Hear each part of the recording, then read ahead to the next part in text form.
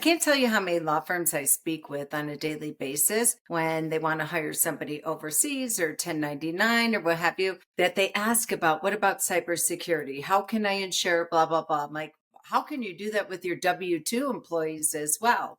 Thankfully, I have an amazing client that called me a couple months back, probably, oh God, almost a year now. And he had a horrible, him and his partner had a horrible cyber attack. They had cyber insurance through their E&O carrier, but they did not have a team on board for their cybersecurity. And so immediately I hung up that call, called my insurance carrier, got insurance, but for some reason, I was paying attention when they were reading the disclaimer, and you must have a cybersecurity team in place and supporting that. Not only that, but your employees, team members, 1099 virtual, don't matter, need to be taking testing every single month, and you need to be able to furnish that you've been certified, that they have all taken and passed the test as well. There are so many layers to this, but you know what?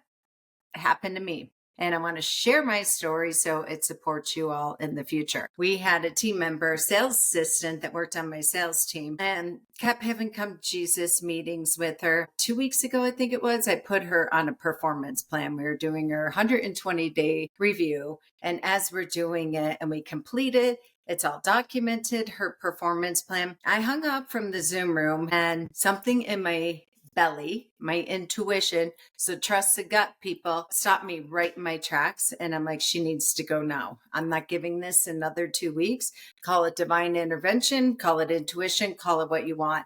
And so I get on the call with my ops manager that evening and I say, we're letting her go. Let's start locking down, following all the best practices, yada, yada, yada, locking out of CRMs, all the things. Well, she got wind, she had access to my email. And on this particular day, she was out sick and she was in my email during our communication and what have you.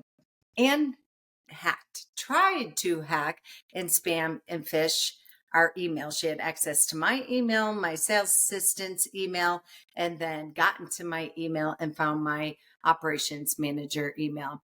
So we think we have everything handled, what have you. My sales girl was getting on a Zoom with her at 8 in the morning to let her go. And lo and behold, we get a resignation email from her before her 8 a.m. call. And what happens is we're all in back-to-back meetings, what have you. I get out of doing live coaching and growing hour. And I'm like, I don't have any email but internal communication. This is really weird. So I check with my team. Nobody else does. Reach out to my IT team. I tell you, every single month when I get a copy of that automatic charge that comes, I'm like, dang, this is a lot of money that I'm paying for this. Do I really need this? I'm just a small company. Do I really need this level of cybersecurity? I'm not kidding you. Probably 2 days before when they charged my credit card, I'm like, do I really need this? Lo and behold, sure as shit I do. She got into our emails and tried to phish and hack all of our emails and just become a pain in the butt. Well, she has an IT husband who is like some big IT guy who probably helped her with this and just became such an annoyance. Had we not had cybersecurity, our email, we probably would have been blackballed, definitely from our CRM of sending out any email marketing, which is the bread and butter of our business, just like when you receive this pocket coaching. And it really could have destroyed us. And I would have had no recourse if we did not have a cybersecurity team in place to support us with that. Thankfully, they quarantine every single email that goes out before they release it. So my cybersecurity team was on it all night long. They worked the entire night through to try to shut her down. They could see all of her activity. When she knew that they were on her, she started creating email alias, what have you. And I tell you, that is my favorite check I get to write every single month. It was a headache and it was a pain in the butt for me and my team. I was on the phone with them until 10 o'clock in the morning. They remote logged into every single one of our team members, including people in the Philippines that have that. They have access to all their computers. We had all the best practices in place, but it was an extraordinary headache for all of us. Even to this day, I don't have all my emails back. So if you sent me an email, resend it. But they're going through every single one of our emails. They're shutting it down, and I am so incredibly grateful. So if you think you're too small and you think you're a small business, and I'm more than happy to make an introduction to my amazing, amazing team. Like this is gonna, when I see that invoice come through this month, I'm gonna be incredibly grateful for paying it. And I got this referral from one of our criminal defense attorneys. So I cannot say enough, you're not too small. You really have to have this best practice approach. Desperate people do desperate things.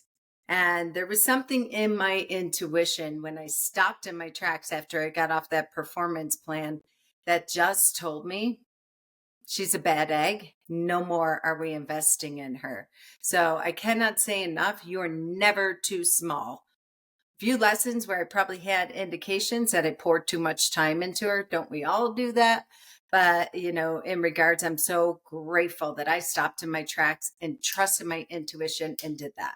I am so grateful for listening to my client and immediately taking it very seriously. So when you hear from your colleagues at conferences and Facebook groups or what have you, this video, take it serious and take action. I put things on my list and I'm like, I'll get to it when I get to it. When I got that call from my attorney client, I dropped everything.